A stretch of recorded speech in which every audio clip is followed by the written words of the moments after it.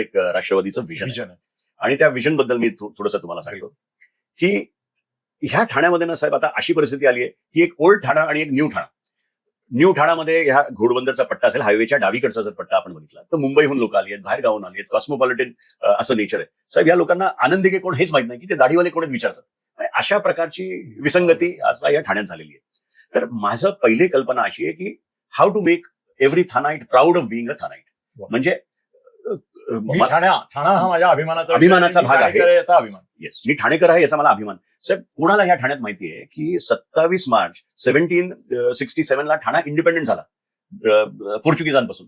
तर एक ती संकल्पना आहे की बाबा एक ठाणा दिवस साजरा करायचा 27 मार्चला, जेणेकरून सगळ्या ठाण्याच्या विद्यार्थ्यांना एकत्र करायचा, एक अभिमान त्या ठाण्याबद्दल त्यांना वाटतो. अगदीच अभिनव कल्पना आहे. ही एक अभिनव कल्पना आहे साहेब. आज जर तुमच्याकडे कोणी पाहुणा पुण्या मुंबई दिल्लीहून आला तर तुम्ही ठाण्यात त्यांना कुठे घेऊन जाल बघायला? काय तुम्ही काय त्यांना विमानात घेऊन जाल? जास्तीत जास्त कुठे घेऊन जाल तर ते मासुंदा तलावामध्ये बोटिंग, ज्याला आता आपण 50 वर्ष तेच करतोय. तर साहेब टुरिझम डेव्हलप करायच्या दृष्टीने काही पावलं आपल्याला उचलली पाहिजे. फॉर एक्झाम्पल साहेब सेंट जॉन चर्च जे ते ताजमहल बनलं त्याच्या फक्त 40 वर्षानंतर सेंट जॉनचं चर्च बनलंय. 1776 अभ्यास केलाय जुन्या ठाण्याचा.